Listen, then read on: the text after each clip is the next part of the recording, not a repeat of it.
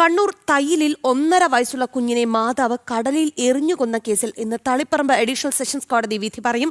കണ്ണൂർ തയ്യിൽ കൊടുവള്ളി ശരണ്യ മകൻ വിയാനെ കടലിൽ എറിഞ്ഞുകൊന്ന കേസിലാണ് 1 വർഷത്തെ വിചാരണയ്ക്ക് ശേഷം അഡീഷണൽ സെഷൻസ് ജഡ്ജി വിധി പറയുന്നത്. 2020 ഫെബ്രുവരി മാസം 17-ാം തീയതിയാണ് കേസിനാസ്പദമായ സംഭവം നടന്നത്. കാമുകനായ നിതിനൊപ്പം ജീവിക്കാൻ വേണ്ടി മകനെ രാത്രിയിൽ കടലിലെറിഞ്ഞുവെന്നായിരുന്നു ആരോപണം. കുട്ടിയെ കാണാതായതിനെ തുടർന്ന് നടത്തിയ തിരച്ചിലിലാണ് വീട്ടിൽ നിന്ന് 50 മീറ്റർ അകലെ കടലിൽ കരിങ്കലിന് മുകളിൽ വിയാനെ മരിച്ച നിലയിൽ കണ്ടെത്തിയത്. ശരണ്യയുമായി പ്രശ്നങ്ങളുണ്ടായിരുന്ന ഭർത്താവ് പ്രണവിനെ ഇവരുടെ വീട്ടിലേക്ക് വിളിച്ചു വരുത്തിയിരുന്നു. തൊട്ടടുത്ത ദിവസമാണ് കുട്ടിയെ മരിച്ച നിലയിൽ കണ്ടെത്തിയത്.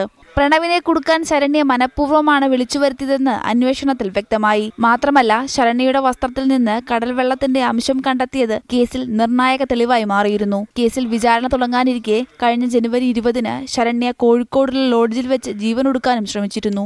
ജനം, കണ്ണൂർ.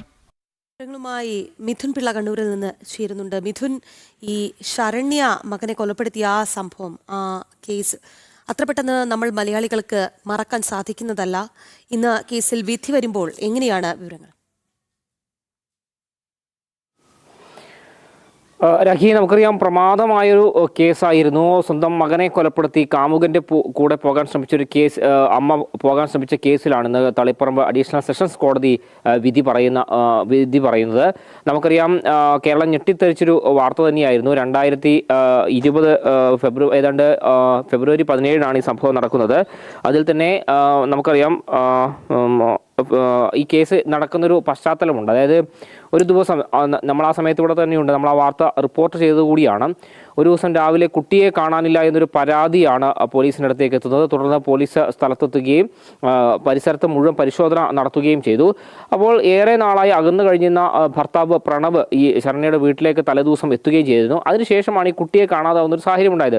അപ്പോൾ പ്രണവിനെതിരെ പോലും ഒരു വിരൽ ചൂണ്ടുന്നൊരു സാഹചര്യമുണ്ടായി. തുടർന്ന് പോലീസ് നടത്തിയ പരിശോധനയിലാണ് വീട്ടിൽ നിന്ന് ഏതാണ്ട് 50 മീറ്റർ അകലെ കടൽ ഭിത്തിയോട് ചേർന്നവിടെ കരിങ്കലിന് മുകളിൽ ഈ കുട്ടിയുടെ മൃതദേഹം കണ്ടെത്തുന്ന ഒരു സാഹചര്യമുണ്ടായത്. തുടർന്ന് പോലീസ് അതിശക്തമായ അന്വേഷണം നടത്തി. ഈ അന്വേഷണം 2 വഴിക്ക് നീങ്ങി. അതായത് അമ്മയ്ക്കെതിരെയും അതുപോലെ തന്നെ ഈ അച്ഛനെതിരെയും നീങ്ങി.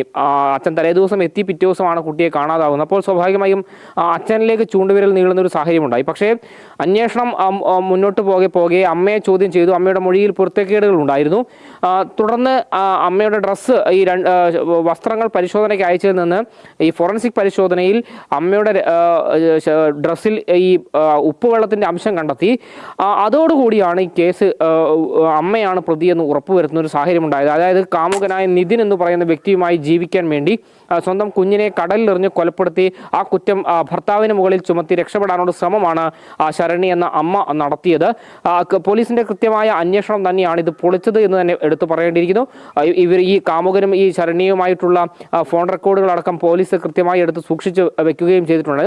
ശാസ്ത്രീയ തെളിവുകൾ നിർണായകമായ ഒരു കേസിലാണ് ഇന്നിപ്പോൾ ഏതാണ്ട് 1 വർഷത്തെ വിചാരണയ്ക്ക് ശേഷം തളിപ്പറമ്പ് അഡീഷണൽ സെഷൻസ് കോടതി വിധി പറയുന്നത്. മാത്രമല്ല, ഈ വിചാരണ തുടങ്ങിയ ഘട്ടത്തിൽ കോഴിക്കോട് റെയിൽവേ സ്റ്റേഷനിൽ വെച്ച് ഈ ശരണ്യ ആത്മഹത്യ ചെയ്യാൻ ശ്രമിക്കുന്നൊരു സാഹചര്യം കൂടി ഉണ്ടായി. അന്ന് നാട്ടുകാർ ഒക്കെയാണ് ഇവരെ ഇടപെട്ട് ആശുപത്രിയിൽ എത്തിക്കുകയൊക്കെ ചെയ്തത്.